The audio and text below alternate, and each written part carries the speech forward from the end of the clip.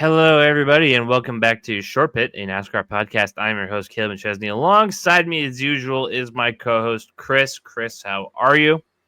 Doing pretty good today, sir. I can't complain. Certainly not. BR Cam here as usual. We got a busy show for you guys. We got the playoffs have been set after Daytona. We'll talk about the race that was. We'll talk about some of the housekeeping stuff that needs to be done from news this past week. As soon as we stopped recording last week, the schedule came out, so we'll go over that. Any thoughts that we have surrounding maybe me and Chris will pick a race to go to. And we'll go from there. So let's just start off. First things first, Daytona. Ryan Blaney, your winner. Cam, a two-time winner on the podcast. The only two-time. It saved my ass, to say the least. So I'll start it off with you, Cam. Take your victory lap. Ryan Blaney in that dark advanced auto parts scheme. The hex is gone. He goes and wins. Take me through the roller coaster of emotions that last lap was for you. Yeah, I mean, I was just sitting there like I thought you were cooked. Like I thought you were fried. Like I thought it was over for you. Like the whole front of that field was just dudes who hadn't won. Like I thought your only chance was they all collected each other and somebody got through. Like and Larson got through or something. Like I thought that was the only shot there. And yeah, he came from like P13. I was like I knew where he was and I was like so I just kind of out of sight out of mind at that point because I mean the way this car is driven on these tracks, going from P13 to P1 in 2 laps isn't really something that's possible anymore. And I was like, and I see him come off the top lane. I'm like, okay, okay. And then once Custer went down to block the 7, I knew the 12 won. Like he won the race at that point. Like no one was going to be able to get in front of him at that point. That just killed all their momentum. So the other 2 lanes momentum. So yeah, it was fun. He can seem to win all of the plate races on the schedule except the one people care about. We still got to get that one done. But yeah, no, it was fun. But yeah, I really thought you were cooked, like genuinely. Like I was sitting there, like I'm looking at like the running order with 2 to go, and I'm like, how does he survive this? But you got bailed. Yeah, certainly. He was taken out like lap 28 in that big one. I'm sure we'll discuss who's at fault for that and who should be punished. I had a rant ready. I'm sitting there in the intermission of the concert I was at Gillette Stadium, and I am ready to just burn the world down after lap 28. But I leave the show. Hop in the truck. The first notification I see is from one only Chris Prince. Blaney wins. Bowman's in. Best case of a worst case scenario, something like that. Yeah, big relief coming from. I didn't know how close I had it. Yeah, I think it's safe to say it's probably better that I didn't watch it. Yeah, I mean, until Custer threw that block, I thought your rant was actually going to end up being directed towards the 12 for pushing the damn 41 to a win. Because if Custer doesn't throw that block, he might win. Like he felt like he had to, but had he just stayed committed to the top lane because Blaney's car was in terms of pushing was just leaps and bounds better than everybody around him. So if he would have stayed with the 12, he may have won. If he doesn't throw that block, I think the 41 might win. And if Cole Custer would have won that race, this podcast would have been interesting. Thrown off the air. Run off the air is a good way to put it. So I mean, no, putting that. It was a ton of fun. I mean, second in the regular season points with 7 DNFs. It could have easily been a 5-win season. So hopefully, he can carry that momentum. Chris. Yeah, I mean, I echo a lot of the same points. I think it was a good race. I think Denny mentioned it. That big one kind of cleared the field out a little bit, made it a little, I don't know, with these next-gen cars, they do kind of seem to get log jammed a lot, like we saw at Talladega earlier this year. So I think maybe it played into the advantage of the race itself. Maybe not so much for Alex Bowman fans, but it allowed for more moves to kind of happen. But yeah, it was nice to see Blaney be able to come from like 12th, 13th, right in that area in 2 laps. Just with the way it all kind of played out, you haven't got to really see that on super speedways recently. So it was nice. It was refreshing to see. It was a good race overall, but yeah, a lot of the same points I can echo. I also think that just because where the cautions fell, we weren't really dealing with that annoying ass fuel saving they've been doing at like every single plate race that we've been now become accustomed to, which definitely helped. And 400, I'm not saying obviously the Daytona 500 needs to be a Daytona 500, but every other one of them, make them 400 miles. Like, they don't need to be that long, which is part of the issue.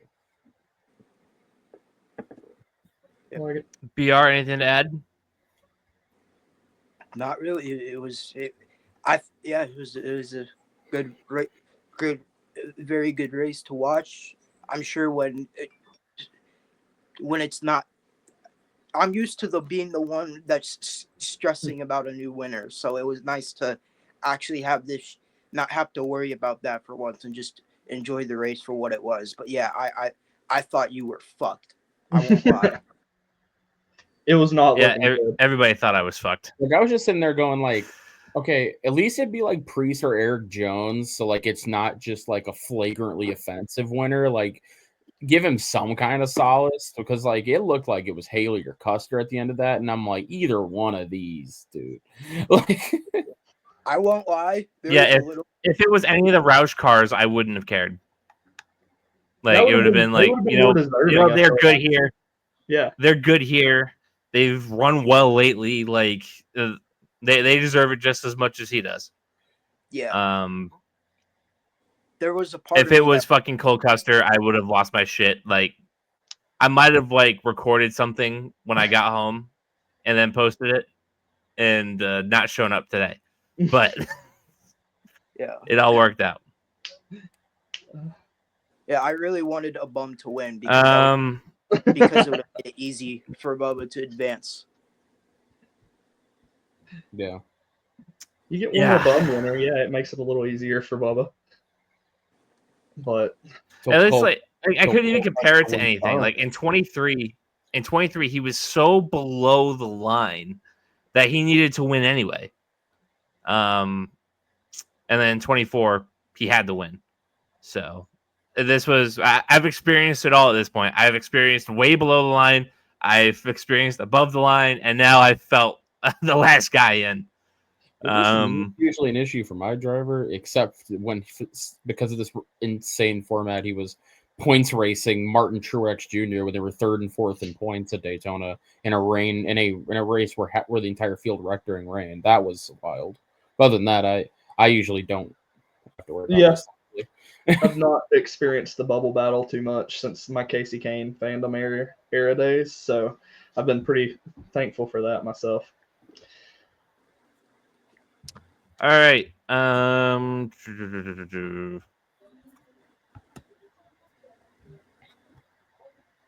Okay. Awards. Let's go with the driver of the week.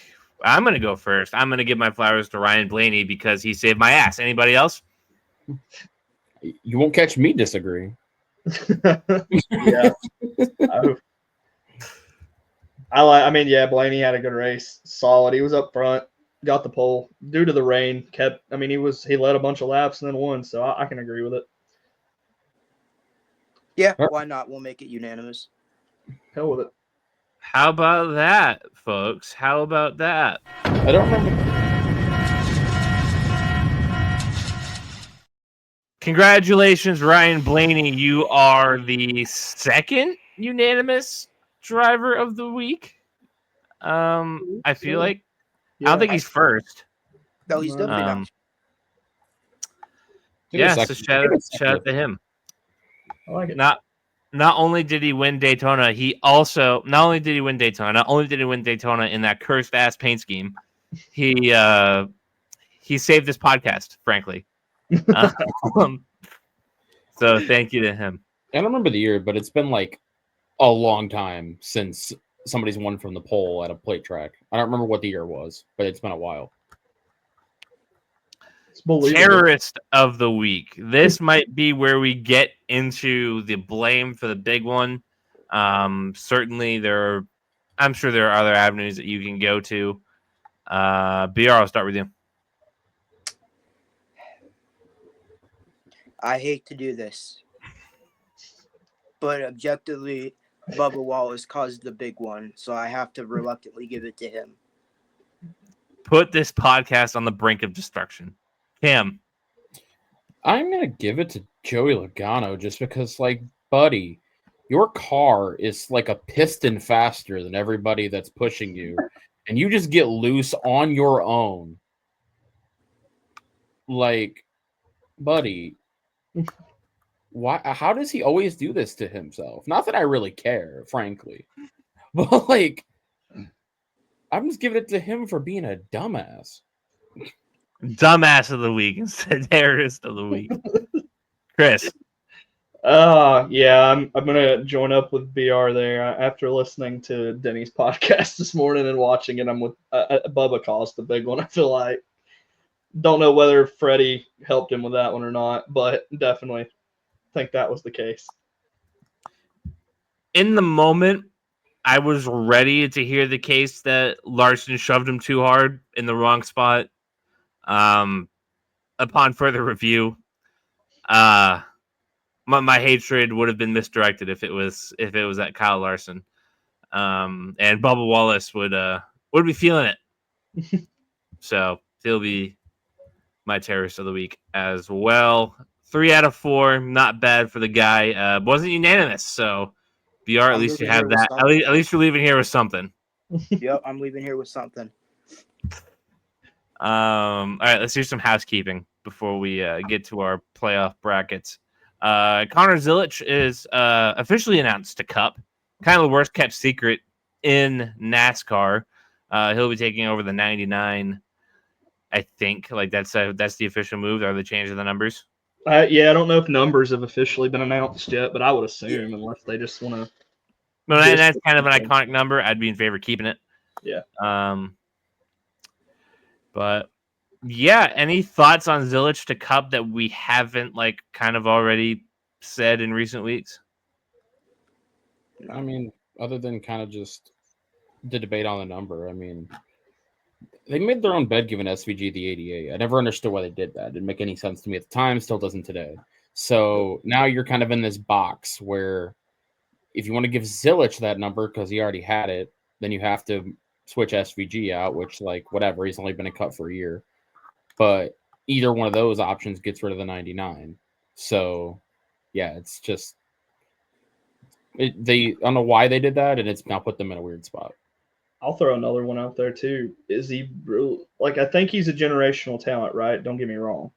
I think he's the closest thing, like Cam said, to NASCAR's version of like a Max Verstappen, that we've seen in a while.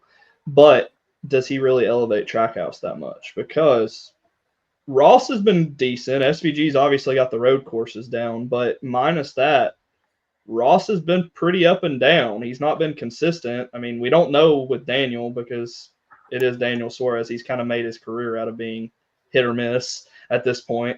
Good for one hit. Yeah. Yeah, there you go.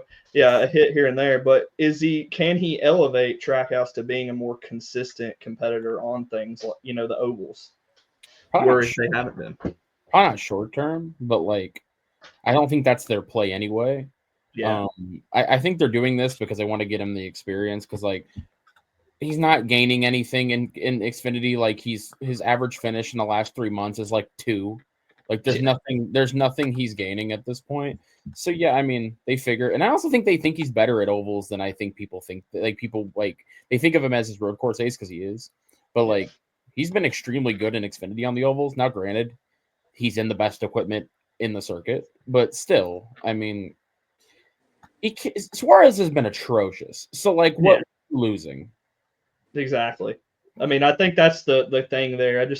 I don't think the expectations need to be held too high for the kid because Denny's mentioned it. Caleb probably heard. I think the step up in competition is going to be hard for him to kind of adjust to, right? Because that's just natural. It's the freaking Cup Series. But I just don't know that I have too much faith in that Trackhouse team right now. They just haven't been as consistent as you'd want them to be on the ovals and the short tracks. Like Ross has the Coke 600, but there hasn't been, I feel like, too many other instances. Maybe one of you guys can tell me if I'm wrong, where they've been like the dominant car, right? Showed up and been like grade A. Not in the Cup, really not last year. I mean, they won because he won Kansas last year, right? But I don't remember him being very dominant. I think he just won that at the end, if I remember correctly. Yeah. So yeah, I mean, but I feel like no one really expects Zilich to be anything but to like compete with SVG on the road courses, at least initially. So yeah, interesting. I saw an interesting comparison to Joey Logano at Gibbs, and I was like, I don't know that I necessarily agree with that comparison right now, but it's an interesting one because Logano came in like this hot, like young talent, and then kind of struggled. I mean, let's be honest, when he, his first couple of years at Gibbs before he went to Penske, I thought that was just an interesting comparison. Well, what Zilich will have, though, is he'll have, like 5 or 6 races on the schedule where he'll have a chance to win. Yeah. So that's kind of the advantage of being that good on that type of circuit. That'll keep any kind of controversy off of him while he, adapts elsewhere. Yeah. Okay. Ram and Colleague teaming up in truck series. The Colleague truck team is going to have a Ram OEM. They're the first team to really make that hop. And as far as like we've been reading, we've been told all offseason that it's not a matter of if Dodge/Ram makes it to the Cup Series. It's when. So it sounds like Colleague is going to be the team that does that. BR, I'll let you start. What do you make of this? How much is Colleague going to benefit from going from like 5th on the Chevy totem pole to 1st in a Dodge totem pole? I mean, it only has to help, you'd think, because I hear that like Dodge is putting a bunch of money into the truck team. So I imagine they would be trying to do the same with the Cup when they go to Cup eventually. But yeah, they have no money over there at Colleague. Anything, to be the top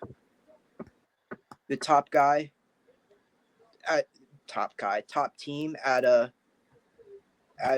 Dodge, it's only gotta help. It's only has to help them. Cam, I mean, those Colleague cars are going to be atrocious next year in the Cup. Chevrolet is going to tell them to eat shit and die. Like they were doing that anyways. Yeah, but this is AJ Allmendinger is about to run 29th on a road course. Like this is about to be bad. Like they're going to give them engines that blew out last week. Like this is going to be bad. But in terms of the truck series, it'll be fun. I mean, who doesn't want to see a damn Ram logo on the front of a truck? Like who doesn't want to see that? And no, when they get to Cup, it'll be interesting who jumps over there because you're gonna have a lot of teams go like you said, BR there. Like there'll be a lot of teams are looking at that. Like, I mean, I can move up the pecking order if I switch over there. So it'll be interesting what happens with that. See if Colleague still exists then to be the first team to do that in Cup. But it's always funny because Matt Colleague and Chris Rice have all this money, but they always act like they're hard off. They're like middle income people trying to run a Cup car. I'm like, people have so much money and you are such sponsor whores. I hate all of you. That's why Allmendinger gets sent to the Xfinity Series every other year. Like, I'm surprised we haven't had that announcement yet. We're kind of getting to that season that Dinger's getting set down for Dinger's going back. Hamrick. He's been good this year. They may actually keep him this time. Who knows? But correct me if I'm wrong. Aren't they filling like 5 trucks too? Like that's a lot of trucks. Yeah, that's an absurd amount of trucks. Maybe they send Dinger to trucks. Do you know? Assuming Corey Heim moves out of that series, can you know how many seconds he'd win by at Lime Rock?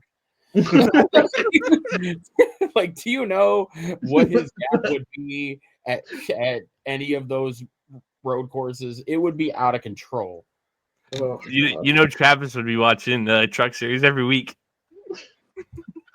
Like, there are guys in that series that don't even know how to turn the wheel, and you're have AJ Allmendinger running a Belt truck. the ass. Yeah. Unreal. Yeah, I can totally. Interestingly enough, I'm sure BR and Cam will like to hear this rumor. I saw that Matt Collig is in talks with Corey LaJoy to be a full-time driver in one of those trucks.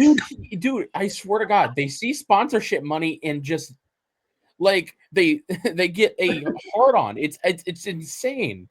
I'm like, dude, Corey LaJoy sucks ass, but yet they don't care because he'll bring sponsorship money because for some reason he has a podcast and for some reason the NASCAR marketing people like him. Like, it's out of control. That's too bad NASCAR marketing doesn't like us. Right? Damn, Garrett Krause in a car in Cup. No, no one's even seen him since. But he brought Napa sponsorships. I didn't care. Oh boy.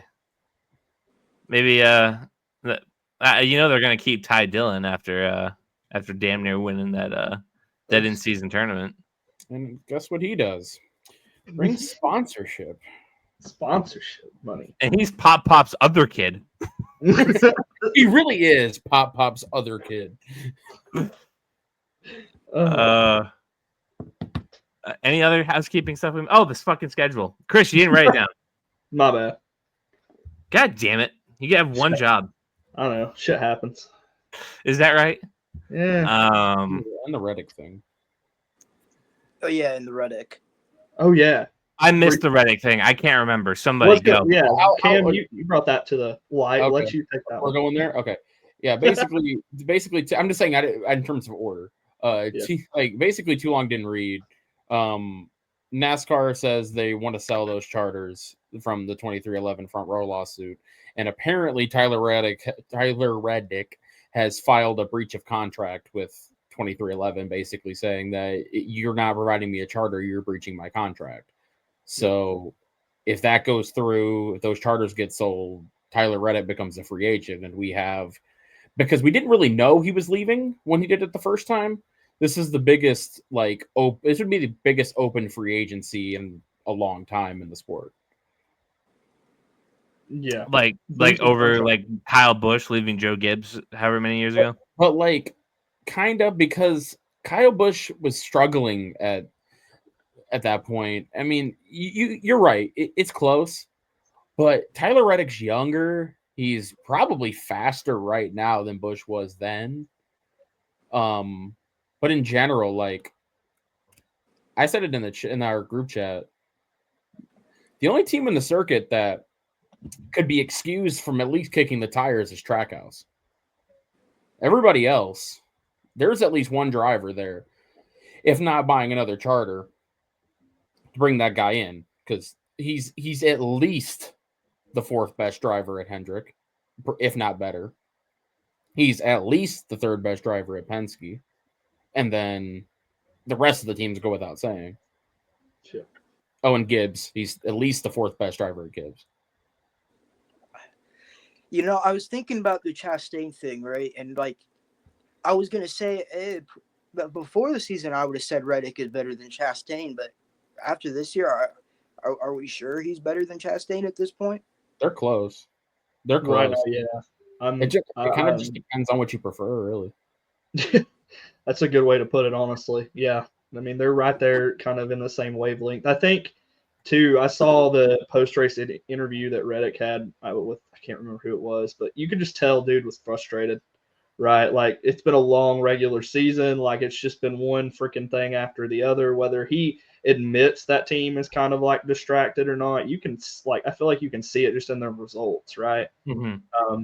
And whether I saw an interesting kind of take, this breach of contract filing.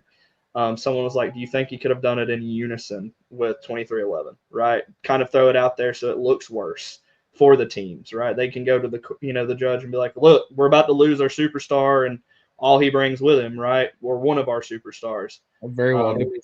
Yeah, that's certainly so that's an interesting kind of take, too, to look at. But I'm with you. If he makes it to breach of contract and he's a free agency, that's going to be insane.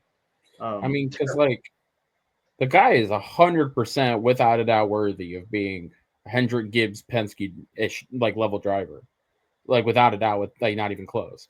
And like, it's hard to see him actually get into any of those teams either, because as much as we talk about Alex Bowman, are they going to burn out? You guys talk about Alex Bowman. No, the whole world does. Are they really going to burn him? Like, I don't think so. I would, but would they? I don't know. I don't think so. Cindric, I think, would probably. Honestly, I would say Penske is the most likely because Cindric's dad's out of there. But again, Menards, Discount Tire, Freightliner, that's a lot of sponsorship. I mean, you could argue that Discount Tire and Freightliner was on the two anyway, so it's just Menards. But like, Menards, Reddick is going to have Monster with him now. That's fair. I'm just saying teams are not quick to do that. Is what I'm driving at. Like, they just aren't. They should be, but they're not. And also, I don't know what Cindric's contract looks like either. But you're right. Of the three teams, at least in a vacuum, by far the two would make the most sense.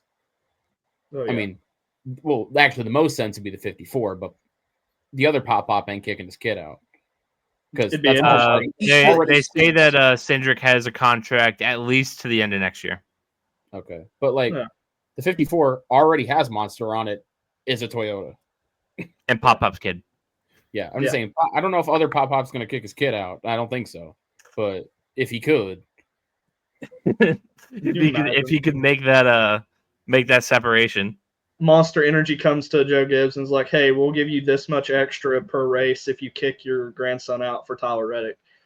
No, what's gonna hit crazy is when he goes, "All right, I will hire Tyler Reddick, but sorry, Chase Briscoe, get the hell out." Or he just puts his hand on Denny Hamlin's shoulder and goes, "Buddy, it's time to go, bud. You are. I don't care that you just won 4 races. You're 45 years old. Go hang out with your kid. Be a dad." Hey, yeah. man, you need a driver in your own team. Go there. Yeah, your team needs a driver. If it does get to this logical conclusion, though, I was saying in the conversation too, Bubba Wallace to legacy feels like the most obvious thing that's ever existed on planet Earth. Yeah. Like they're gonna get a third charter, and I mean, except for Reddick, of course, it's gonna be anybody better on the market you're gonna throw in there. Nope. Like, no disrespect to Corey Heim, that guy's been run through the mud, but like you're still gonna hire Wallace. Like, he's good anyway, and then the sponsorship. So yeah, because obviously Heim has none. I think that's why this is happening. I think that's exactly why it's happened. Corey Heim has nothing. He has what Toyota basically gives him, so he has to just take it and be like, "All right, fuck it, I'm gonna stay in the truck series and amass 100 wins over 4 years." It feels like, and then maybe Joe Gibbs will open up a car and Toyota will put me in it. I think they're still running the Taylor Gray experience right now to see how that's going to plan out before the 54 opens up down there. I've kind of thought he was. I've been kind of when I've seen from him. I've kind of liked what I've seen from him when I've seen. He's got a lot of potential. I mean, I feel like he doesn't race like an asshole, which is step one. Yeah, in that series. All right.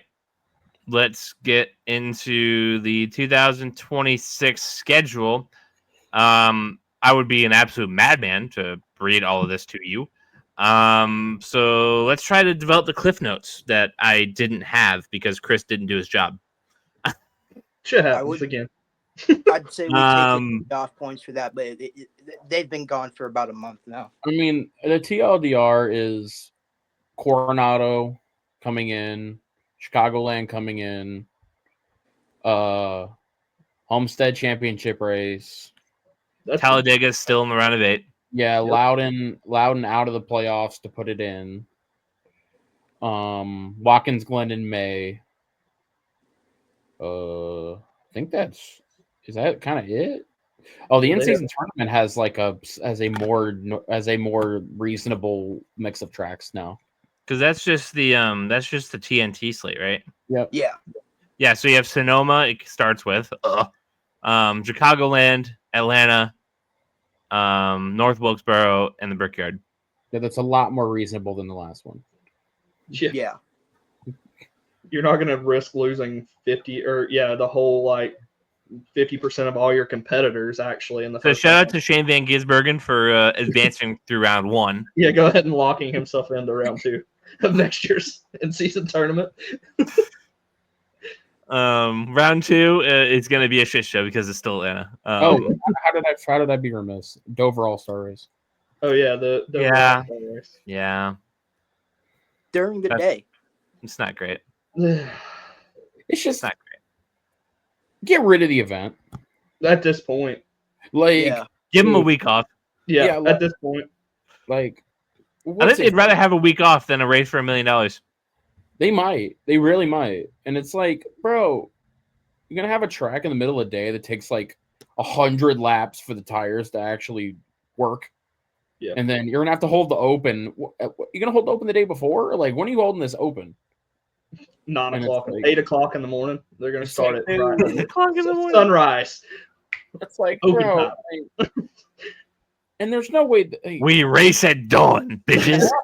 and their excuse, one of the excuses they used was because next year is like the 250th anniversary celebration for the country, because like there's the World Cup and there's in like Philly, and then Yeah, because Dover makes the perfect fucking sense for that. I mean, Yeah, we're gonna have the UFC fight on the White House lawn too next year. it is the first state in the union, I suppose, but like, yeah, no, it's like whatever, bro. Like, you want to drop Dover, just do it. Like that's what that means. Like, just drop it. No one cares that much. I wonder if they couldn't get out of it because of contracts, and they're like, well, we got to do something, so fuck it. It is, because I'm pretty sure what it is that as long as NASCAR ISC has the championship race, I do think SMI has to have the All-Star race. And they just essentially found the SMI track they cared the least about and threw the All-Star race at it. Now you say that, I'm kind of going through SMI's tracks. That's why Bristol was it. That's why was the All-Star race. That's why Charlotte was. I'll never get over just putting it at Nashville, like you said last week. That would have been they can't solid spot for it. They can't. It's not an SMI track. I looked up SMI in Nashville. Nashville SMI? Really? Yeah, that's what came up. They got Bristol, Charlotte, Dover, Atlanta, Kentucky, Las Vegas, Nashville, New Hampshire, North Wilkesboro, Sonoma, and Texas. Yeah, all these make sense. I guess it is. I guess I just never noticed the little cardinal logo at the top. Because Kentucky on the official website, can they bring that back? No, I know why I didn't know. It's because the logo's different now, but when they first made the logo, it was like black with like the guitar on the top. Every SMI logo, every SMI track has that little weird red and blue car logo thing at the top, and it wasn't there when they first started going there. So I just assumed it wasn't an SMI track. Like I said last week, just put it at the Roval. Put the All-Star race at the Roval. I'm not opposed. I mean, SVG is going to get $1 million every year, but I'm not opposed. Or Zillage. Yeah, somewhere at track houses weren't in $1 million. Yeah. So, I mean, Homestead Championship finale, though, guys. We got that to look forward to. I'm leaving here with something. I'm leaving here with something. Yeah, if you're because BR's not getting that Denver street race. If you're throwing that, he'll get it, just not in this series. But, I get to watch. I was gonna say Alex Palou belt to ass, but he's going to Red Bull allegedly. I hope to see that. But if you're putting an SMI track though for the All-Star race, your choices are kind of dog shit. Because like you're not giving it to New Hampshire. Nope, no lights. Well, neither does Dover. I'm talking about the weather. Weather, yeah. Kentucky doesn't exist. Bristol's barely holding on to its first date as it is. They're not giving it to Atlanta because they're not going to sacrifice those 2 dates. No. As they shouldn't. Las Vegas, you're not going to give it to. So yeah, you're left with, huh? Does Texas have lights? Yes, but do we need to go back? No. Well, I was saying, Replace it. the same idea you do with Dover, you do with Texas. Yeah, I think the thing is with Texas, which is the issue, always been the issue with Texas, is as much as we the fans hate it, the facilities and the turnout when it's actually there is actually quite decent. So I think they like it being an actual point state. I mean, it is one of the biggest markets. And ironically enough, before Kansas started to get good with this car, that was a lot of the ploy with Kansas too. They used to say the turnout from the fans and stuff like that was a lot of the reason why Kansas lasted through the hard times. People said, it's amazing what your fans can do, though. Just give Texas the Atlanta treatment. Just give it to Sonoma, and then I can just not watch it. Yeah, no. Like I don't have to watch Sonoma. Just give it to Sonoma. I can just not watch that week. Yeah, no. That's our week off. The Nashville would have been perfect. Is Roval in the playoff? Is the Roval in the playoffs again next year? Yes. Yikes. They're obsessed. Like it's not going anywhere. They're obsessed. It's horrible. I knew it wasn't going anywhere. I was just curious if they moved it back. It is the cutoff race for the round of 12. I also think they're scared. It might be irrational, but they're scared that if they create 2 oval dates, it'll dip down to 600 attendance. Yep. Yeah. Because it has happened. Like Richmond and Michigan, for example, those 2 tracks when they had 2 dates, the attendance for the 2 of them was very poor. But when they went down to 1, like I went to Michigan this year, that place is packed. But when it used to be 2 dates and I'd go to one of them, those stands were not packed, to put it lightly.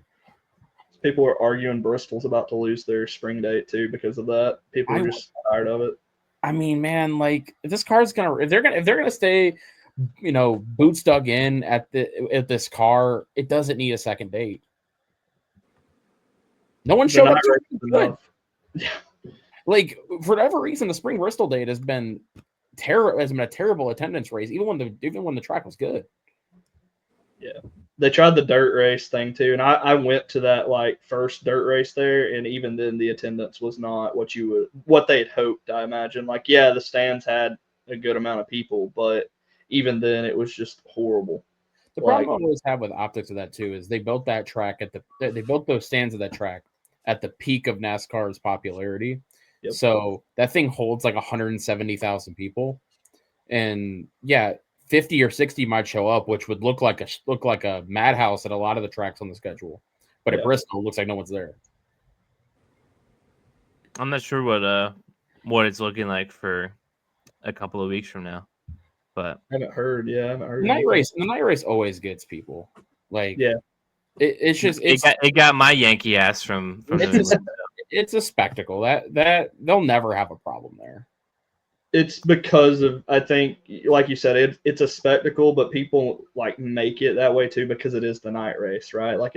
Since it's become the night race, everybody makes it that way. So it kind of just makes the attitude and just the feeling different too. I don't know if Chris has ever been to Bristol before this. I know Caleb hasn't, but I have. I've been multiple times. I was going to say, I'll warn you against it. Might be the worst crowd experience of any track on the schedule. The people there are assholes, but it's gotten better. I will say that. My first trip, it was horrendous. My second and third trips, it was a lot better. They had upped security though too, so there weren't the belligerent drunk idiots. Yeah, when I went 21. I was there for the Harvick Bristol or Harvick Elliott fight. Oh yeah, that's the melting pot you want to be at for sure. Yeah, but it was Chris was down in the infield ready to start a fight. And this was also fresh off Let's Go Brandon. Yeah. And I'm dude, I'm trying to just watch a race, bro.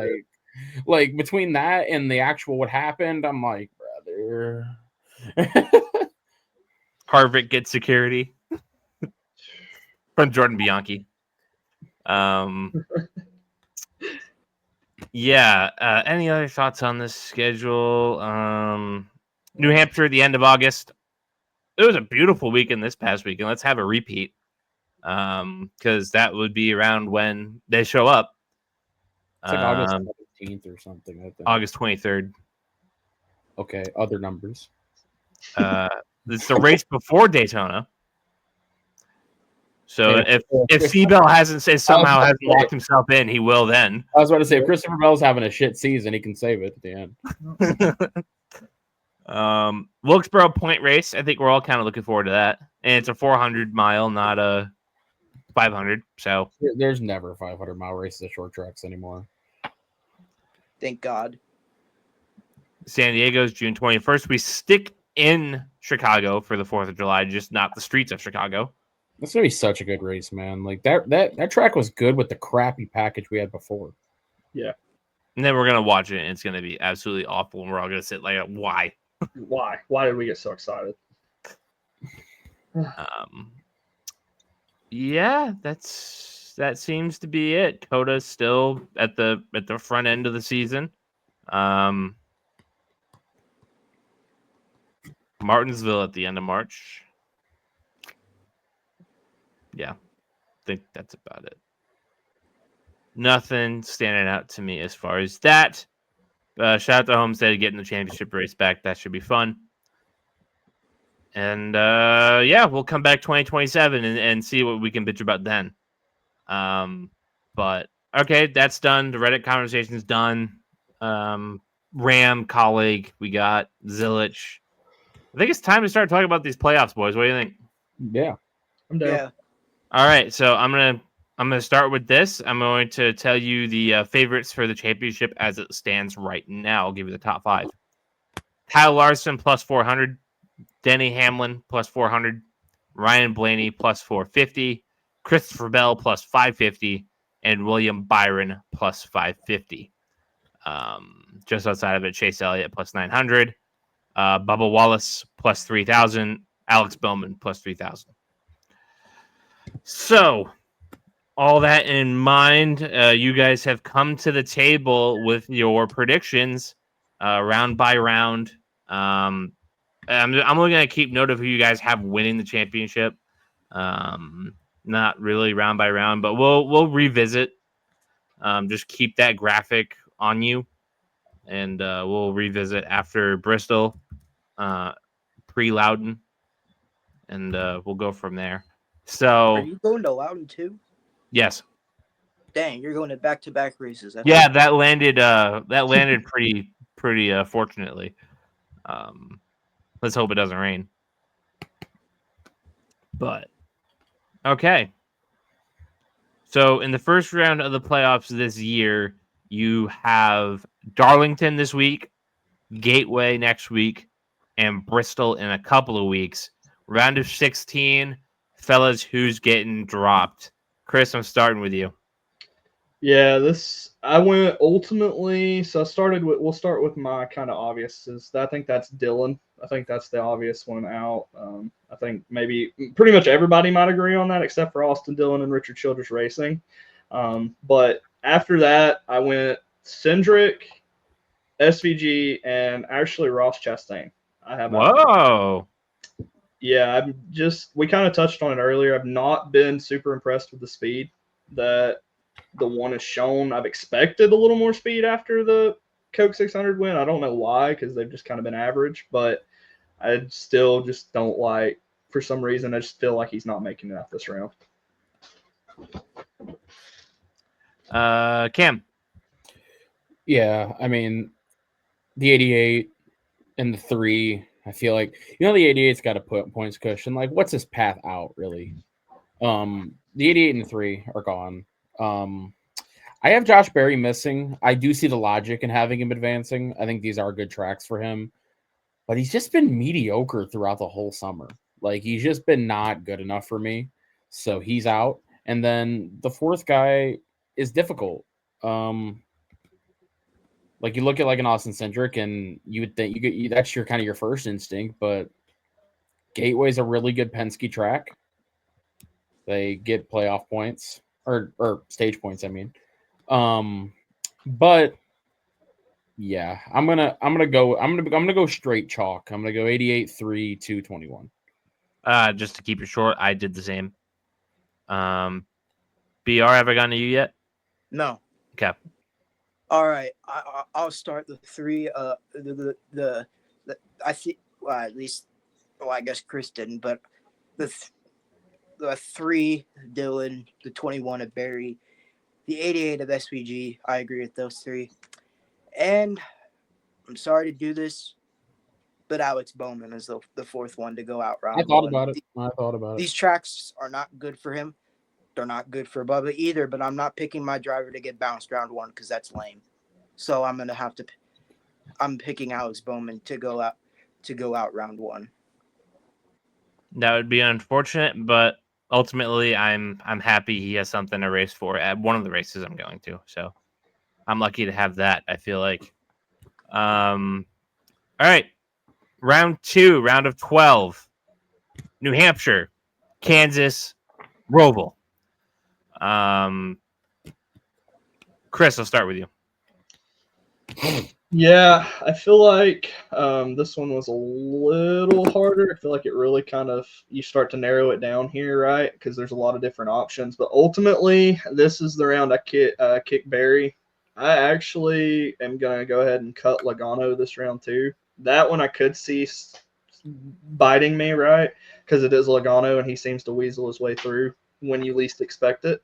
And then I went with, these are where I'm probably going to get again bit, but I went Larson and Reddick. I'm taking Larson.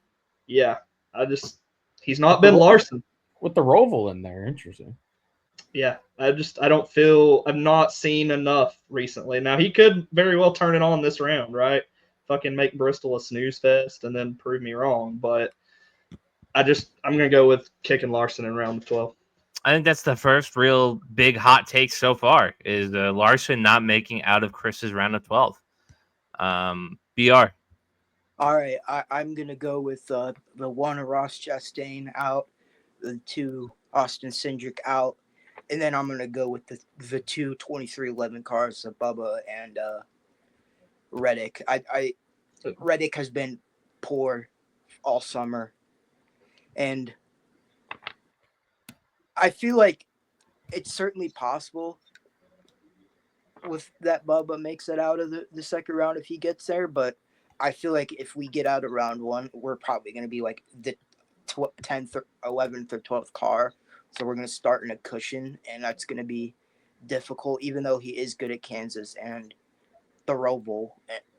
But yeah, I'm going to go with Chastain, Cindric, and the 2311 guys.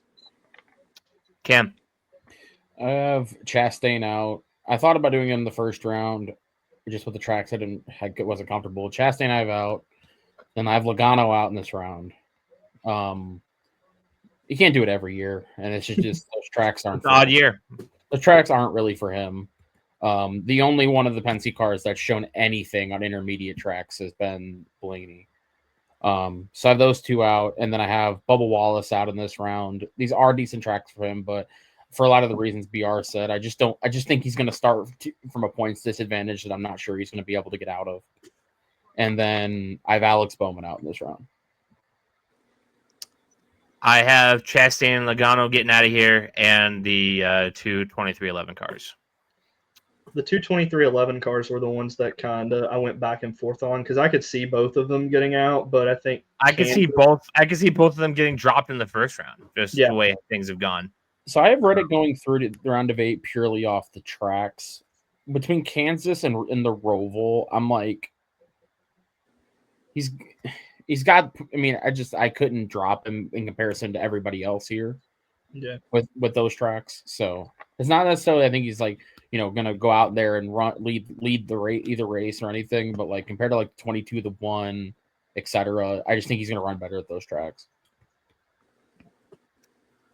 Cam, I'll start with you for the round of 8. Who's setting up your championship for? So I've got the 19 out in this round. He's been so good everywhere recently that like I think he's going to at least get to here, but I think this is where it ends for him.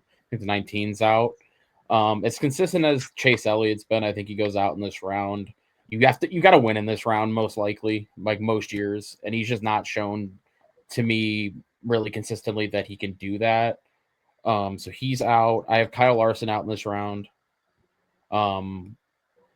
Like Chris said, he could go out earlier than this. He's been poor lately, especially for his standards. But I just didn't like. My thing was a lot of like I was talking with my wife and she knows nothing, right? She will ultimately tell you Thank she you. knows nothing about that. She loves to I'm gonna talk. clip She'll that. talk with me I'm gonna about clip it. that and send it to her, Chris. You should. You should. She'll agree with it. But seriously, she was like, it's the Kyle Larson effect. I just like, how far do you let the Kyle Larson effect take him in this, right? I think everybody's going to have kind of a different thing. So I don't know how far it can take him. I mean, like I said, he could very well come out at Bristol and freaking Darlington and put us to sleep the first round. But again, I'm kind of with you. I don't feel like he's going very far. But yeah, I mean, the logical conclusion of that though is the 19. I have Briscoe out, Larson out, Elliott out, and then I have Reddick out in this round. So that sets up a championship 4 of Blaney, Hamlin, Bell, and Byron. BR. All right. I have the same championship 4 as Cam, which leads to Larson being out, Elliott being out, Briscoe being out, and Logano being out in the round of 8. Logano making it to the round of 8 for you is a strong one for him. I mean, it could happen. Yeah. Chris. Sorry, BR. I'll let you finish. Admittedly, I considered Briscoe in the championship 4 before I considered Larson. So did he's on a hot streak. You can't deny it. Chris. Yeah, so this round, ultimately, I do have the same championship 4. Even though it's not fun, I debated on giving your boy Alex Bowman a run just because he has been kind of out of the normal at some tracks. God, putting my guy in the championship 4, I'm going to be insufferable. But, I mean, yeah, I just think it's going to be Blaney, Byron, Hamlin, and Bell in the championship 4. So I'm eliminating Chase, Bowman, Briscoe, and then Wallace. Wallace also on the round of 8. I mean, that's a good seat. That's a good playoff for us BR for sure. Kansas is my outlier there. I feel like if he comes out and performs in Kansas like he can, that could be what gets him there. Yeah, I mean, if we can get out of the first round, I would consider it a successful playoff run for Bubba. Mine's largely the same. I do have one outlier. Chase Briscoe's out. Alex Bowman's out. Chase Elliott's out. And instead of kicking out Kyle Larson, I am kicking out William Byron. We'll see how that ages. So my championship 4 is Seabell, Denny Hamlin, Ryan Blaney, and the 5 of Kyle Larson. Give me a Fell Forward Again award if he doesn't make it that far, but like I gotta have faith that this guy's gonna pull his head out of his ass with the crew chief he has, with the talent he has behind the wheel. Like, okay, you had all fucking summer to mope about this Indy 500 experience that just didn't go your way. It's time to put some belt to ass again. I'll have faith that Kyle Larson can pull that off. So. Yeah, our championship 4 is all the same for you guys. My only difference is having Kyle Larson in there instead of William Byron. I think that something to keep it. Maybe just something to throw out there. I feel like you're either going to have 2 Hamlin or 2 JGR cars or 2 Hendrick cars, like just based off of obviously stats, right? There's more teams for them that are in the playoffs, but just performance wise too, I feel like it's going to come down to that. I just feel like Blaney is the only Penske car that's really, in my opinion, showed good speed consistently. Yeah, no, I mean Blaney's been very clearly the best Penske car. That's even close. He's the best Ford by like a mile. Yeah. Especially when you get to those 1.5 miles, he's the only one that's competing for the win at that type of track. He's my only Ford in the round of 8. I think. He's my only. Just look at the general thing. I mean, you're talking about where they are. Let's count the Fords in the playoffs. 1. I think it's just Penske and Josh Berry. So it's Penske. Yeah, it's 4 of them. Like out of the 16, like no Roush cars made it. So yeah, I mean they're already behind the 8 ball with that. But Blaney will get there. I think he's been fucking strong all year. Who's winning it all? Who's winning it all? Indeed. Chris, you asked. I'll let you answer. Yeah, I'm Camel like this one, but I'm going Blaney. I mentioned it to my wife coincidentally earlier enough when we recorded our show. I feel like Blaney is my solid. He's my solid one all the way through to the championship 4. Like I feel like you can kind of debate others just off momentum and things like that, but I feel like Blaney's really been, even with his bad luck, he's still been consistent enough this year and just showed it a little more from week to week than the others. BR. I'm going to say that Denny Hamlin finally gets his championship. I stole my flow. I'm right there with you. I like it. I would debate it on it. And then he retires, and then Tyler Reddick hits the 11 car. I almost said that. Yeah, you say the pick. I say the future. There we go. Kim. I'm picking Blaney. Like it's not even. I mean, yeah, I want to see it happen, of course, but like 7 DNFs on the season, and he's still second in points. Like it's the season has been so strong. We to the round of 8. He was running up front at Vegas before he wrecked. We know how strong he is at the plate tracks. Obviously, there's a lot of that you can't control, but he's so strong there. And then he is now a back-to-back defending winner of that fall Martinsville race. And then you get to Phoenix, and we've seen how that's went. And he won't even have Logano to compete with. He'll just have Logano running up near him. So, at least in our hypothetical anyway. Yeah. So, yeah. Now I'm going that way. I did think about the 11, though. Yeah. I don't think you can pass. I don't think you can just ultimately look past him this year. I mean, I know that's been said in other years too, right? But it's crazy to see, especially like we've said, we didn't expect him to really perform this year like he has. So I could easily went that route too. Yeah. Yep. So we have 2 votes for Denny and 2 votes for Blaney. Let's wrap the show up with our DraftKings Sportsbook segment, talking about Darlington. No groups for this one. Last I checked, maybe they've updated since. Nope, just outright winners. So makes it easy for us. Our favorite drivers just down the list. You have Ryan Blaney at the top of the list plus 650. After no, as the favorites, Kyle Larson, but of us, our favorites. Oh, I see. Okay, I was gonna say. I mean, I know he was really fast at the first one, but that's a lot of respect. Larson's plus 550, Hamlin's plus 600, Byron's plus 650, and Blaney's plus 650. Okay. Chase Elliott plus 1600. That seems really long. Bubba Wallace plus 2200. Alex Bowman plus 4500. That's a bit disrespectful. Yeah, just a little bit. Jeez.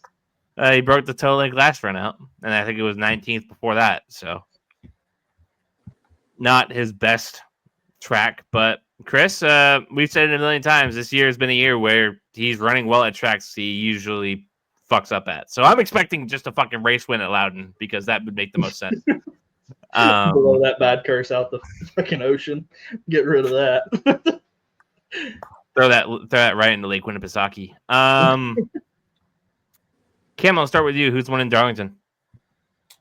I want to say Blaney for redemption purposes, but I've seen that a million times where you see a car that generates all that long run speed and at the end of a Darlington race, and then doesn't show up for the second one. So I don't trust it enough. I just think it'd be extremely funny, and it could happen. He was leading at the end of the last one. I'm gonna go with Tyler Reddick. After he was leading at the end. He was leading at the end of the first one when Blaney passed him with like 3 to go. BR. I'm gonna go William Byron. A lot more boring.